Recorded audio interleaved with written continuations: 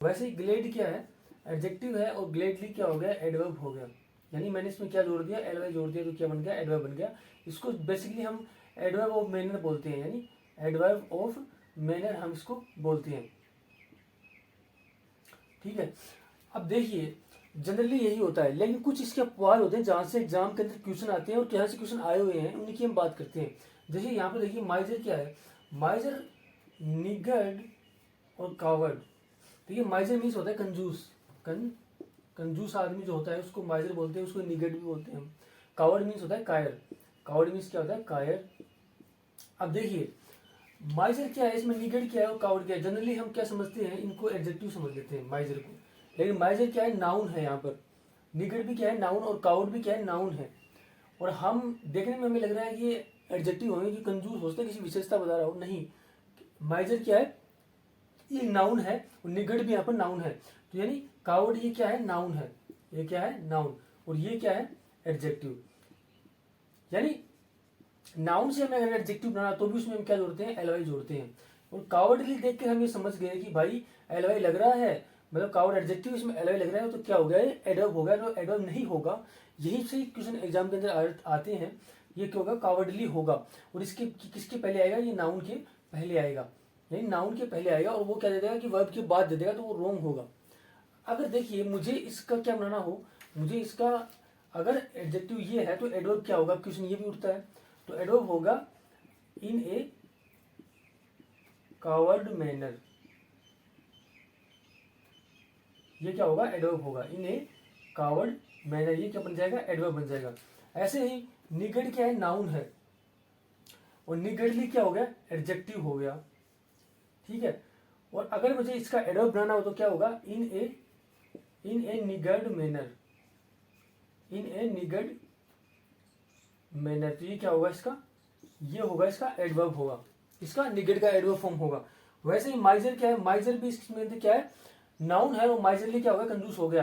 तो मैंने ये एग्जांपल इसलिए लिए क्योंकि एग्जाम के अंदर आए हुए हैं ये एग्जांपल्स, और इसमें यही कंफ्यूजन होता है। मैं देख के लग रहा है कि एडवर्ब है, लेकिन एडवर्ब नहीं, एडजेक्टिव होगा ये, और एडजेक्टिव होगा नाउन के पहले आएगा, वो क्या करेगा, वर्ब के बाद दे देगा।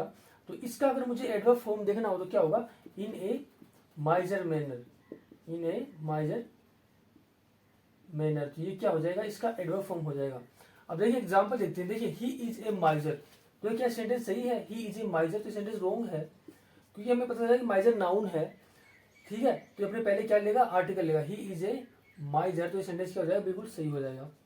ठीक है, अगला एग्जांपल देखिए, ही इज ए माइजर मैन। अब देखिए यहाँ पर क्वेश्चन आया है, अब देखिए मैन क्या है, नाउन है, और माइजर माइजर भी क्या है, नाउन है। दो नाउन एक साथ यूज नहीं होंगे, यानी एक नाउन दूसरे नाउन की विशेषता नहीं बताएगा, नाउन की विशेषता कौन बताता है, एडजेक्टिव बताता है। तो इसमें मैं एलवाई लगा दूंगा, तो ये क्या बन जाएगा, एडजेक्टिव बन जाएगा, और सेंटेंस क्या हो जाएगा, बिल्कुल सही हो जाएगा। तो इनको याद रखिएगा, आप एग्जाम में आए हुए क्वेश्चन हैं इससे। फ्रेंड्स कुछ और एग्जाम्पल्स देखते हैं। जैसे देखिए अगला हमारा एग्जाम्पल है, ही बिहेव्ड माइजरली। तो क्या सेंटेंस सही है, ही बिहेव्ड माइजरली, तो सेंटेंस रॉन्ग है। मैंने अभी थोड़ी देर पहले बताया कि माइजरली यहाँ पर क्या है, माइजरली यहाँ पर किसका काम कर रहा है, एडजेक्टिव का काम कर रहा है। यानी हमें पता है कि वर्ब के बाद क्या आता है, एडवर्ब आता है, यानी वर्ब की विशेषता कौन बताता है, एडवर्ब बताता है। तो ही बिहेव्ड माइजरली नहीं होगा, क्योंकि माइजरली तो क्या होगा, एडजेक्टिव हो गया, ये होगा सेंटेंस इस तरह सही होगा, ही बिहेव्ड इन ए माइजरली मैनर, ये क्या होगा, एग्जैक्ट सही सेंटेंस होगा। यानी इन ए माइजरली मैनर, जो ये पोर्शन है इन ए माइजरली मैनर, ये क्या है, ये एडवर्ब हो गया। यानी बिहेव्ड की विशेषता कौन बता रहा है, इन ए माइजरली मैनर, यानी एडवर्ब बता रहा है। अगला एग्जांपल देखिए, ये सारे एग्जांपल एग्जाम्स के अंदर आए हुए हैं, प्रीवियस ईयर एग्जाम में। ये देखिए ही बिहेव्ड काउडली, तो क्या सेंटेंस सही है, ये सेंटेंस भी रॉन्ग है, क्योंकि काउडली यहाँ पर क्या है, एडजेक्टिव है। एग्जैक्ट सही सेंटेंस क्या होगा, हमें यहाँ पर किसकी जरूरत पड़ेगी, एडवर्ब की जरूरत पड़ेगी। तो हम क्या क्या लिखेंगे, ही बिहेव्ड इन ए काउडली मैनर, तो वो सेंटेंस क्या हुआ, सही हुआ। जैसे ही बिहेव्ड इन ए काउडली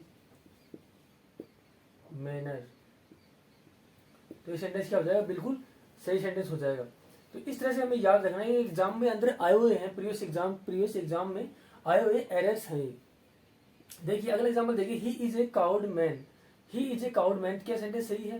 अभी देखने में हमें सही लग रहा है क्योंकि हमने सोचा कि भाई काउड क्या है, यहाँ पर एडजेक्टिव है और ये किसी मैनर की विशेषता वाला, लेकिन सेंटेंस रॉन्ग होगा।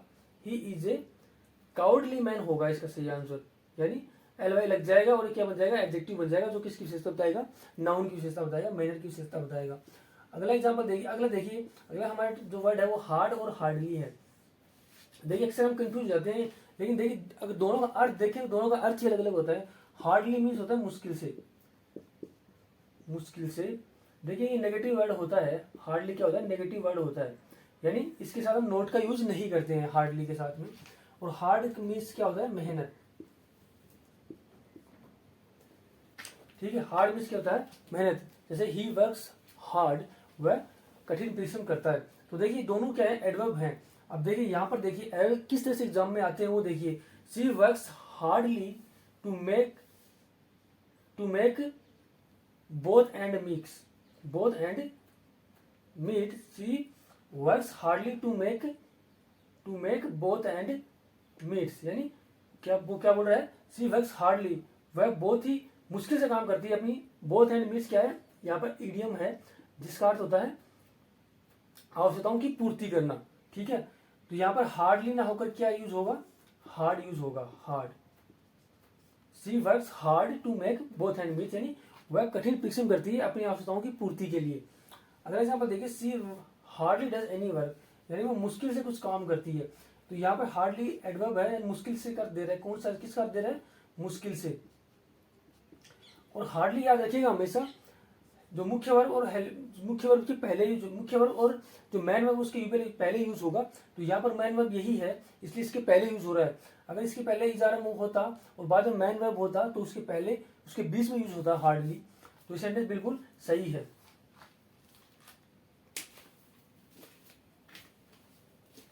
देखिए फ्रेंड्स, कुछ वर्ड्स देखते हैं जिनमें हम अक्सर कंफ्यूज हो जाते हैं और जिनमें मिस्टेक कर देते हैं और हमें पता भी नहीं चलता कि हमने मिस्टेक कर दी है। जैसे देखिए फॉर एवर है और फॉर ईवर है। देखिए दोनों देखने में समान लग रहे हैं, कुछ डिफरेंस नहीं लग रहा है, लेकिन ये जो फॉर एवर वाला होता है तो फॉर और ईवर दोनों जॉइन होते हैं, ये क्या होता है, एडजेक्टिव होता है, ये एडजेक्टिव होता है। और ये वाला क्या होता है, एडवर्ब होता है। ये इनमें डिफरेंस होता है, यानी ये तो नाउन के पहले यूज होगा और ये वर्ब्स के बाद यूज होगा। अब देखिए इसका जो अर्थ होता है वो हमेशा के अर्थ में होता है, हमेशा। और इसका भी अर्थ होता है वो हमेशा के लिए होता है, यानी हमेशा के लिए, यानी इसका अर्थ होगा हमेशा और इसका होता है हमेशा के लिए। अब देखिए एग्जाम्पल से बेटर तरीके से समझते हैं। देखिए डायमंड्स आर फॉर एवर और फॉर ईवर। अब बताइए क्या इसमें फॉर एवर यूज होगा या फॉर ईवर यूज होगा। अब देखिए हमें पता चल गया कि डायमंड्स है, उसके बाद क्या आ गया, वर्ब आ गया। हमें पता है कि वर्ब्स के बाद क्या आएगा, एडवर्ब आता है। तो हमें पता चलेगा कि तो एडजेक्टिव होता है तो आएगा ही नहीं, वर्ब जो एडवर्ब होता है वो ये होता है। तो इसका ये आंसर हो जाएगा, ठीक है। इसको आप याद रखिएगा, एग्जाम में क्वेश्चन आए हुए हैं। अब अगला सेंटेंस देखिए, I have lost my car for ever और फॉर ईवर। हमें बताना कि इसमें फॉर एवर आएगा या फॉर ईवर आएगा। आई हैव लॉस्ट यानी वर्ब हो गया, माई कार, तो यहाँ पर क्या आएगा, यहाँ पर आएगा फॉर एवर, हमेशा के लिए एडवर्ब आएगा, क्योंकि वर्ब के बाद क्या आता है, जनरली एडवर्ब आता है। तो इसमें भी ये आएगा और वो क्या दे देगा, ये दे देगा, ये वाला एडवर्ब, ये वाला फॉर एवर दे देगा, जो रॉन्ग होगा। आपको यहाँ पर इसको ये वाला फॉर एवर होना चाहिए।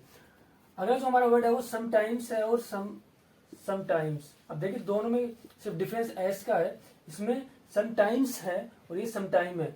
देखिए दोनों क्या है, एडवर्ब है। इस समटाइम्स का होता है अनडिसाइडेड, यानी किसी समय को बताता है, किसी समय को मतलब समय को इंडिकेट करता है ये समटाइम। और इस समटाइम का अर्थ होता है, वो होता है कभी कभी, कभी कभी। तो चलिए एग्जाम्पल से बेटर तरीके से समझते हैं। देखिए I will meet my friend sometimes in June. देखिए मैंने बार बार आपको बताया कि जितने मॉडल्स होते हैं उनकी बात क्या आएगी, मुख्य वर्ग की फर्स्ट फॉर्म आएगी, तो इसको याद रखिएगा। यहाँ पर सही यूज हुआ है, I will meet my friend sometime in June. अब देखिए सेंटेंस बिल्कुल सही है। अब ये बोल रहा है कि देखिए मैं मेरे फ्रेंड से मिलूंगा समटाइम इन जून, यानी जून में कभी मैं अपने फ्रेंड से मिलूंगा, यानी समय क्या है, अनडिसाइडेड है, जून में वो कब मिलेगा पता नहीं है, कि भाई जून में 10 तारीख मिलेगा, 15 को मिलेगा, 20 को मिलेगा, तो अनडिसाइडेड होता है। तो समटाइम्स का अर्थ क्या होता है? अनडिसाइडेड। यहाँ पर देखिए वी समटाइम्स वेंट देयर, यानी यहाँ पर समटाइम्स के अंदर क्या होगा? समटाइम्स के एस लग गया तो इसका अर्थ क्या होगा? कभी कभी। वी समटाइम्स वेंट देयर, यानी वे हम कभी कभी वहां जाते थे। सेंटेंस बिल्कुल सही है। तो आपको इस तरह से सेंटेंस देखना होगा, देखने होंगे।